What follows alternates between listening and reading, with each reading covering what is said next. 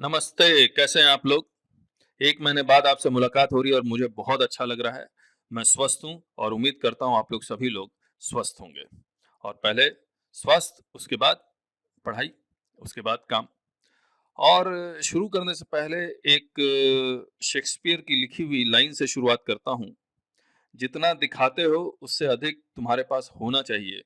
जितना जानते हो उससे कम तुम्हें बोलना चाहिए। ये शेक्सपियर की लाइन थी और इसी से इसके बारे में अब शुरुआत करते हैं। और इस शुरुआत करने से पहले 1 जुलाई 2021 से यानी कि 1 महीने बाद करीब-करीब हम लोग एक जीएसटी की लाइव क्लासेस शुरू करने वाले हैं ये वाली।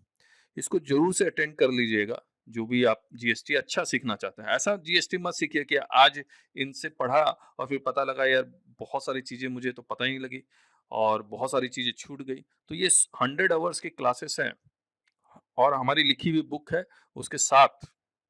तो आप ये 5999 प्लस 350 और 1000 का डिस्काउंट तो अभी मिल रहा है और काफ़ी स्टूडेंट्स ने जॉइन भी कर लिया है, काफ़ी जो सीखना चाह रहे हैं, जो आपका कोई भी हो। आप लॉयर हो, चार्टर्ड अकाउंटेंट हो, नई-नई प्रैक्टिस शुरू कर रहे हैं आप, कंपनी सेक्रेटरी हैं, कॉस्ट अकाउंटेंट हैं, तो आपके लिए ये कोर्स बहुत अच्छा रहेगा। और ये ऑब्वियसली जब 1 जुलाई से शुरू करेंगे तो आज जो 43rd जीएसटी काउंसिल मीटिंग में जो भी बातें हुई हैं, वो भी हम लोग वहाँ पर डिस्कस करेंगे।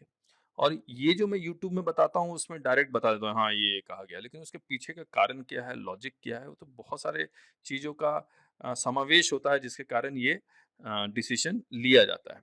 तो वो सब हम लोग डिस्कस करते हैं, बहुत इंटरेक्टिव क्लासेस होती हैं, तो आप ज़रूर से जॉइन कीजिए। और अब आते हैं यहाँ पर 43rd जीएसटी काउंसिल मीटिंग, जो इम्पोर्टेंट इम्पोर्टेंट पॉइंट है, मैं उस पे बात करूँगा। मैं कोविड-19 से रिलेटेड जो रिटर्न का डेट वेट बढ़ाया गया है, ये सब पे बातें नहीं करूँगा। ये मेरी आदत नहीं है। हम लोग जो मोस्ट इम्पोर्टेंट पॉइंट है, वो बात करेंगे। जैसे एमनेस्टी स्कीम के बारे में बात करेंगे, एनुअल रिटर्न के बारे में बात करेंगे, ये सब के बारे में बात करेंगे। तो मैं सबसे पहले आपके साथ जो बहुत लोग इंतज़ार कर रहे हैं, आपके क्लाइंट्स के फ़ोन आते होंगे कि सर एक आज आज ही मेरे पास फ़ोन आया कि 1,35,000 का उसको लेट फ़ीस भरना पड़ेगा। तब जाके वो बिज़नेस स्टार्ट करना चाह रहा है, बिज़नेस में रजिस्ट्रेशन लिया, उसके बाद स्टार्ट नहीं किया। तो ऐसे बहुत सारे लोग होंगे स्मॉल टैक्स पेयर्स। तो उन स्मॉल टैक्स पेयर्स के लिए एक एमनेस्टी स्कीम निकाली है और ये एमनेस्टी स्कीम जो निकाली है, वो आधी-अधूरी है। इससे पहले भी जो निकाली गई थी वो भी आधी-अधूरी थी, ये भी आधी-अधूरी है। एक बार जो निकाली गई थी वो जीएसटीआर 3B के लिए निकाली गई और एक बार निकाली गई थी जीएसटीआर 1 के लिए निकाली गई थी। ऐसी कोई एमनेस्टी स्कीम निकाले गवर्नमेंट जो 1 और 3B दोनों के लिए है। एज़ पर प्रेस रिलीज ये जीएसटीआर जो एमनेस्टी स्कीम है वो सिर्फ 3B के लिए है। तो ऑब्वियसली 1 के लिए नहीं है। इसका मतलब अगर आपने 3B लेट फाइल कर रहे हैं तो हम आपको लेट फीस माफ करेंगे। लेकिन अगर 1 है तो जो सेक्शन 47 के अकॉर्डिंग लेट फीस बनता है वही है। इस प्रेस रिलीज के अकॉर्डिंग नोटिफिकेशन आ जाए और कुछ अलग हो जाए तो बात अच्छी होगी हम लोग सबके लिए। To provide relief to tax payers late fee for non filing non furnishing 3B for the tax payer, यानी कि जुलाई 2017 से लेकर अप्रैल 2021 तक अगर किसी ने 3B नहीं भरा है और वो जून 21 से लेकर 31 अगस्त 2021 तक 3B अपना भरता है, यानी कि पुराना 3B वो आज के इस पीरियड में भर रहा है, तो उसको जो लेट फीस देनी पड़ेगी उसको दो पार्ट में डिवाइड कर दिया। जिसकी टैक्स लायबिलिटी जीरो है, यानी कि जिस 3B की टैक्स लायबिलिटी जीरो है वहां पर उसको मैक्सिमम जो लेट फीस है वो 500 250 प्लस 250। आज के डेट में 5000 प्लस 5000 है, लेकिन इसको कैप करके 500 प्लस 500 कर दिया गया। और अगर अदर टैक्स पेयर्स हैं तो उनके लिए 1000 है। तो आप देख लीजिएगा, मान लीजिए 10 महीने का रिटर्न आपने 3B नहीं भरा है, तो कितने महीने, कौन से महीने में 3B पे टैक्स बनता है, किस महीने में नहीं बनता है, उसके अकॉर्डिंग पोर्टल तो खुद ही कैलकुलेट कर लेगा, आपको दिमाग लगाने की जरूरत नहीं पड़ेगी। लेकिन हाँ, आप अपने क्लाइंट को बताने के लिए तो ये आपको पता होना चाहिए। लेकिन इसमें जीएसटीआर 1 नहीं है, दैट इज ए प्रॉब्लम।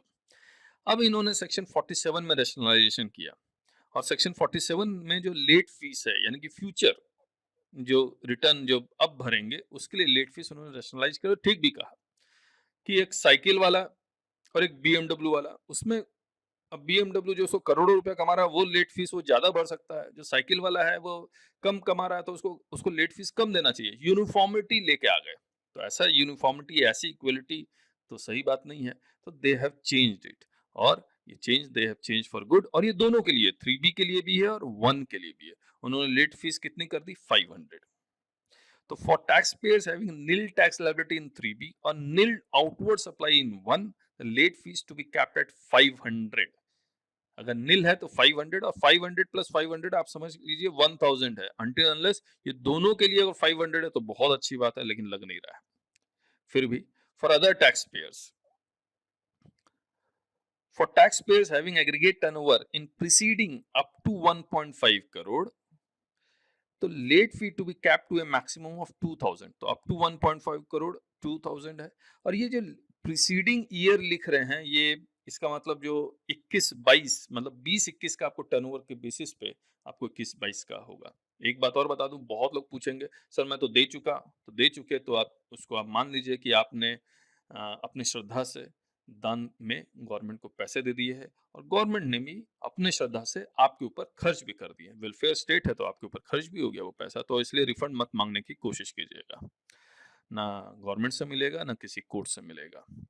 फिर for tax payers having aggregate turnover in preceding 1.5 to 5 crore तो लेट फीस कैप हुआ 5000, और अगर टर्नओवर 5 करोड़ से ज्यादा है तो लेट फीस जो अभी है जितना मैक्सिमम वही अभी 10,000। तो जो भी चेंज किया गया 1.5 करोड़ से 5 करोड़, 1.5 करोड़ और नील के लिए।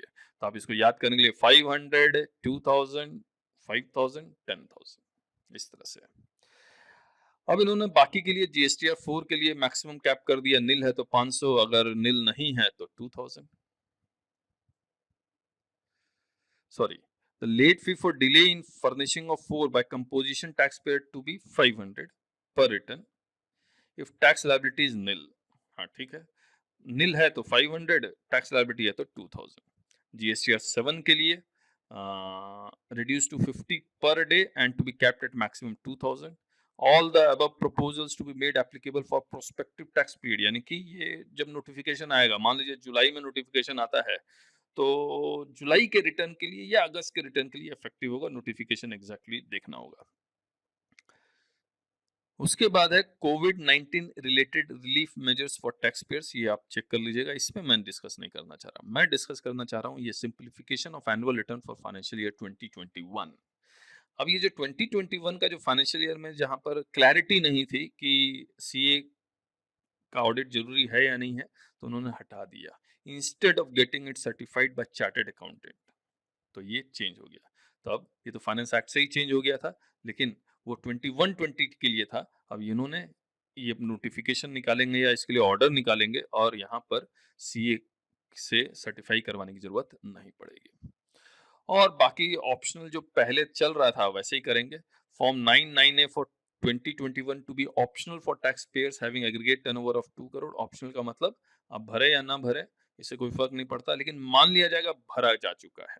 मान लिया जाएगा भरा जा चुका है। कैसे मान लीजिए, जब आप पोर्टल में जाएंगे एक पर्टिकुलर डेट के बाद, क्योंकि लास्ट डेट तो लिखी नहीं है अभी उन्होंने, तो उस पर्टिकुलर डेट के बाद 99A डिसेबल हो जाना चाहिए ऑटोमेटिकली, क्योंकि वो डेट पार हो गई और मान लिया गया कि ऑप्शनल था, तो मान लिया गया कि भरा ही जा चुका है। और 9C के लिए उन्होंने अगेन 5 करोड़ से ऊपर वो भी उन्होंने बता ही दिया। तो ये कोई खास नहीं है। और ये 50 का जो है 1 जुलाई 2017 से अगेन इंटरेस्ट का रेट्रोस्पेक्टिव बेसिस पे उन्होंने चेंज कर दिया for payment of interest on net cash basis. अगर आप नहीं जानते ये क्या होता है, मान लीजिए 3B में हमने आउटवर्ड टैक्स लायबिलिटी 100 लिखा है और आईटीसी मेरे पास 20 है, तो गवर्नमेंट 100 रुपए पे इंटरेस्ट मांगती थी, लेकिन नेट बेसिस है, नेट कैश बेसिस, यानी कि आईटीसी माइनस करने के बाद 80 रुपीज पे मुझे इंटरेस्ट देना पड़ेगा। अगेन जो दे चुके हैं वो दे चुके हैं, श्रद्धा है आपकी और आपने किया, और गवर्नमेंट से वापस नहीं मिलेगा। और एक इम्पॉर्टेंट है, GST council recommends amendments in certain provisions of the act so as to make the present system 1-3B return filing as default return filing system in GST. चलिए तो कोई बात नहीं है, 1 और 3B डिफॉल्ट हो जाएगा, दैट इज वो तो पोर्टल की कहानी है। एक चीज वो और भी करना चाह रहे हैं, that is QRQP, quarterly return quarterly payment. अभी QRMP है, क्वार्टरली रिटर्न मंथली पेमेंट, तब उसको QRQP ही करना चाह रहे हैं वो, तो दैट्स गुड। कम से कम आप QRMP की जगह QRQP अब गवर्नमेंट भी मान रही है कि चलिए बोरिंग करना पड़ेगा, बोरिंग कर लेंगे, लेकिन आपको जो स्मॉल टैक्स पेयर्स हैं उनको हम दिक्कत नहीं देंगे। आप मुश्किल से उनसे आता भी कितना होगा, 700-800 करोड़ आता होगा, तो 700-800 करोड़ हम लोग झेल लेंगे, आप क्वार्टरली ही टैक्स पे कीजिए। तो ये पहली बार होगा, सर्विस टैक्स के जमाने में था, अब इन्होंने जीएसटी के जमाने में ले आए, तो जो पुराने हिस्ट्री हैं, उनसे सीख लेती गवर्नमेंट तो पहले ही हो जाता, लेकिन ह्यूमन नेचर ऐसा है कि धीरे-धीरे, धीरे-धीरे सीखते हैं। तो मुझे इतना ही कहना था, आप लोग कमेंट बॉक्स में ज़रूर बताइएगा कि ये कैसा लगा और मैं आपको दोबारा याद दिला देता हूँ, हम लोग की जो लाइव क्लासेस है उसको भूलिएगा मत। बहुत, बहुत, बहुत ज़्यादा अच्छी होती है, इसमें कोई डाउट नहीं है। ये करीब-करीब 350-400 पेज की बुक है जो मैंने खुद लिखी है, तो ये काफ़ी है और टाइमिंग शुरू कब होगी 1 जुलाई और 7:30 एएम से 9:30 2 घंटे की क्लास है और कभी-कभी होता क्या है 9 बजे या सवा 9 बजे भी छोड़ देते हैं, ऐसा कुछ नहीं है। और क्लासेस रिकॉर्डेड होती है, अगर आप नहीं अटेंड कर पाए तो हम आपको रिकॉर्डिंग दे देते हैं, जो उस रिकॉर्डिंग की वैलिडिटी होगी 1 ईयर 1 ईयर। तो और जो हमने इससे पहले एक लाइव क्लासेस ली थी, उसके हमने डेमो लिंक दिया। जब शुरुआत की थी तो ऑब्वियसली जब हमने शुरुआत की थी तो टेक्नोलॉजी हम लोग बहुत साउंड नहीं थे। तो उस माइंडसेट से देखिएगा कि थोड़ा-सा चेहरा-वेहरा में थोड़ा-सा क्योंकि टेक्नोलॉजी साउंड नहीं थे इसलिए गड़बड़ थी, लेकिन बाकी क्लासेस आपको समझ में आएगी। So thank you so much for listening to me and I hope that you will spread the good words about this video and और बाकी जितने भी आपके फोरम हैं, फेसबुक है, व्हाट्सएप है, लिंक्डइन है, टेलीग्राम है, वहाँ पर आप इस वीडियो को ज़रूर से शेयर करेंगे। धन्यवाद।